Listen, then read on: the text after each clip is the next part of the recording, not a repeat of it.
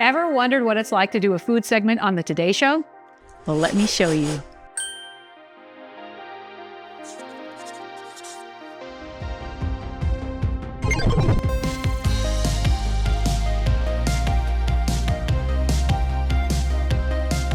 I remember the exact moment 15 years ago, when I got a call from the publicist for my very first cookbook, which was called Sugar Baby at Abrams. And instead of hearing words, I heard a screaming, like, whoo, I had to hold the phone away. When she was finally able to talk, Claire said to me, the Today Show wants you to do a food segment to promote Sugar Baby. Hence, I started screaming and she had to hold the phone away. But this is a big deal, sweet people.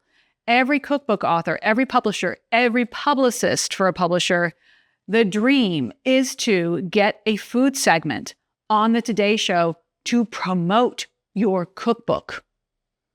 And the other thing is that if you get to be on the Today Show, you better do well, because you can also screw up that segment. We're making a Tuna's the second thing we have in our house. Can I talk? I watch the show every day. Everybody has issues with a lot of chatter back here. Pay attention 1 minute. And thankfully, it went really well. The first time, March 30th, 2011, for Sugar Baby, I demoed the stupidest thing you could demo. I demoed macaron. It is something that you might not necessarily want to be making on television live when you're not allowed to go through the whole process. But bless me, I did it. And my host at that time was Savannah Guthrie. I believe this is, if not her first, one of her very first food segments for the Today Show. Before she even became an official co-host, Savannah and I were in it together for the very first time, hoping we weren't going to screw it up. But I think we did okay. A large open tip, all right, and clearly a pastry bag. And even I thought that was a pastry bag. so for the round one, you just want to be gentle. You don't want to press down too hard, otherwise you can get lopsided. There are a couple ways that you can get on the Today Show to do a food segment. One, obviously, is if you're promoting a cookbook and you have a publisher and a publicist that has a relationship with someone on the show, a producer, usually. That's a great way to get on. And just to be lovely. And now you should have Instagram or at least some kind of presence on the internets. Back then, I just had me. There was no like book talk or anything or influencers. There were no influencers. I was just me, and I had a cookbook, and I had a really good publicist at a publisher. The other way is the Rachel Ray way. This is such a rare occasion where out of the blue you get a call because somebody just happened to see you on local TV and you are super charming and fun and know what you're talking about. And they ask you, because no one can come, can you please fill in? And she took her moment. And I think that's so exciting. It's also very rare, incredibly rare. But Rachel Ray, that's another way you can get on. If you are super charming, a producer happens to see you on local TV and they ask you to come in during a snowstorm. Those are pretty much the two ways you can get on the Today Show and do food segments. Today Show does about 5 food segments. It can vary a week. There is a producer for each of those segments, and they can vary depending on what hour they're on. There's first hour, there's second hour, there is Hoda and Jenna, now Jenna and Friends. I mean, it varies, and each type of food demo is different depending on which hour you're on. And then on top of that, the theme can change. So you can be doing Thanksgiving. And if it's Thanksgiving, the pre-Thanksgiving, it is a scrum of many chefs. I mean, it's nuts. It's very different.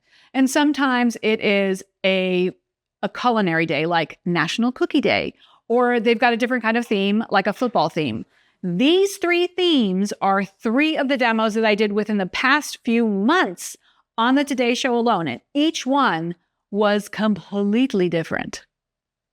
No matter what kind of segment and what hour, the theme, there's some things that are exactly the same. What happens before you even know you're going to be on the Today Show, you either get a call or an email. For me, it's usually I get an email from a producer, sometimes from the publicist at my publisher. And they will say, hey, are you available on ... And I check my schedule and I usually say, yeah, heck yeah. Heck yeah, I'll come to you. Next step, I always book my travel. And that means I gas up my car and I load my cart and I drive down to New York, or I take the Dartmouth coach, which is this fancy bus that originates in New Hampshire, just across the border from us. And it's a luxury bus where I can sit on my tushy and just do my work as we toddle down to the city. So either way, I'm usually bringing just totes full of food, and I get there the day before. And it's all very exciting. You always get to New York on the day before your segment because it's going to be very early the next day. You can't just come floating in on the morn. So I usually have booked a pretty cheap hotel that is walking distance to 30 Rock because I like to walk there and feel the fresh air. Well, it used to be that you had to get there early on the day before because on the day before you would always go to 30 Rock and you would have a rehearsal. So you would walk through each step of the demo. And the demo is something that the culinary team puts together, and they're kind of beats to what you will be doing on live TV. Do you always do it that way? It's live TV, of course not. But your steps are all there, and the culinary team makes sure that every step along the way is prepped and ready there for you, and they talk you through it. The other thing that used to happen is that you would get there early in the morning and go into hair and makeup. Sometimes you would have ideas.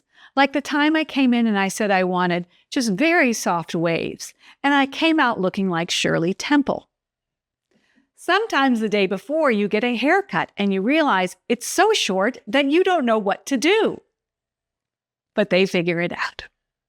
These days, post-pandemic, you have to come in camera ready. So now, these days, post-pandemic, if you ever see me on camera and you see that I'm really shiny and that I have fuzz everywhere, that's on me. That's all me. That's not their team. That is me. I'm not very good at it. The other thing, which is always fun, is that you have to be ready for teases. And teases are those little moments before your segment when the host is off somewhere else teasing what is to come on the rest of the hour. There can be one tease, there can be three, and you have to find a different thing to do for each of them, and you feel dumb every time. And sometimes I don't even realize that they're rolling. So I'm like, and then they're like, what were you doing? I'm like, you didn't tell me I was live on the camera.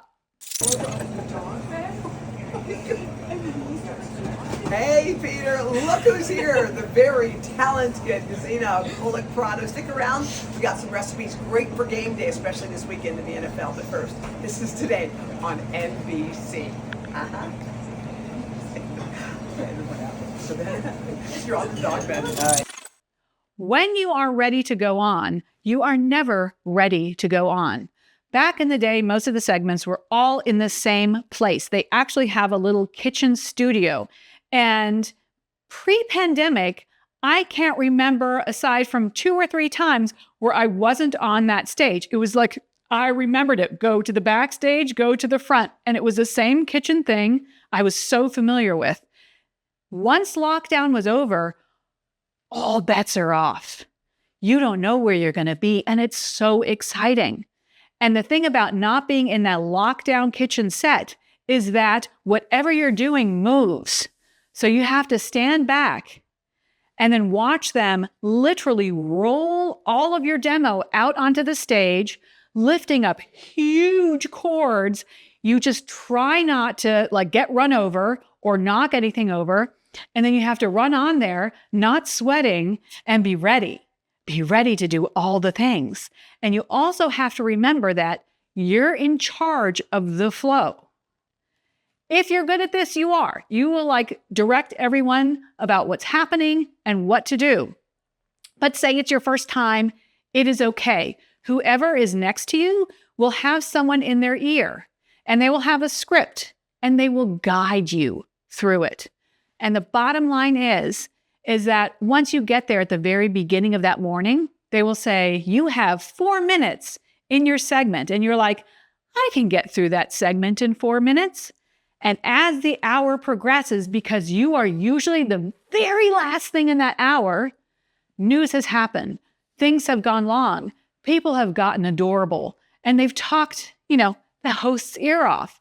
And once you get to the stage, your segment is on, they tell you, you only have 3 minutes. And you're like, oh, but I'm going to make macaron. And that takes an hour. So you always have to be ready just to wing it. You can't care so much about getting through every single step. You just have to care about teaching a little, telling a story, trying to be loose, and just kind of get your message across of, this is what the thing is that I'm showing you how to make. It's delicious. Try it at home. So far, every one of my appearances has been, to my mind, pretty great, with maybe 2 exceptions. And they were still good segments, but something went awry. The first one was when I was doing, it was a German-themed segment. Willie Geist, who is of German ancestry, and I, a German and an American, we were put together for me to show him some German things. I knew it was going to be strange first when I had to tell Willie Geist live on air that German chocolate cake wasn't even German. He thought that would be the thing that we would discuss. I had to break it to him to his chagrin that not only was it not German, it is from Texas. And the German part of it was from the guy's last name. Had nothing, it has coconut in it and pecans. It is no. The other thing is that I thought I was going to be cute and I went to a local thrift store and I got a ratty dirndl, the traditional dress of my people, because I thought I'd go in like a big kook and look goofy and say, I'm on theme, how cute. But as it turns out, on that day was the release of the Sports Illustrated magazine, and it just so happened that Chrissy Teigen was there today promoting her cover. And she was so delightful. So delightful. They said, Chrissy, what do you think about doing the food segment too? And at that moment, the flop sweat started. I was like in my really goofy dirndl. I was like prepared to be all dopesy-dopes. And then in walks Chrissy Teigen, delightful and gorgeous. And I was like, I felt like a monster. I literally felt like the witch in Hansel and Gretel going, It wasn't terrible. This is just about my feelings. But you can imagine if you're ready just to do your thing and all of a sudden someone glamorous and delightful walks in and like you're like, oh, that focus is fully pulled. Ain't nothing about me right now. And the second time was when they thought it would be a grand idea to put me, I told you, the German and a baker. There could be no one more like tight-assed and like persnickety than those two things, baker and German. How dare you? And they combined me with the Property Brothers. You're a genius. And you and Duke are 2 of the worst people I have ever met. And I once rode a ski lift with the Property Brothers. Who take delight in magic and juggling ingredients. And they didn't tell me until like we were about to go on. The Property Brothers are going to be the host taking you through this. I think we can find how I was feeling through most of this. And let's see if we can get a close-up of how delighted I was. It was terrible. But after 15 years, I've had the best time. And I've also realized one thing. When you first start, you have this feeling of this is the biggest deal in the world. And it really is. I mean, if you're selling a book especially, it is a huge deal. But sometimes you think after the first time, when you walk out of that studio, you're like, I have to prepare myself to be inundated with being recognized. And then you go outside and you realize, no one knows who the hell you are. No one really cares. Except for, I think, maybe Rachel Ray. I think she might be the one exception who left a food segment on the Today Show and was actually universally recognized. But now, no big deal. It is one of those things that don't expect that from doing it. Expect to have a great time. Expect to be in the presence of so much talent. Expect to see the most insane live show where they have to do umpteen segments in 1 hour live, and you are just one small cog that is the lucky little beast that gets to watch all these people do their fabulous magic trick every day live on TV. And for that one moment, probably just 3 minutes, you get to play with them and feed them something delicious. And maybe you get to sell a few books too. But if you don't, what an experience. So 15 years on the Today Show, I've done it, had the best time. And that's what it's like for me to do a food segment on the Today Show. If you're interested in more in-depth classes, both in person and online, visit sugargliderkitchen.com. Hey, don't forget to punch down those like and subscribe buttons.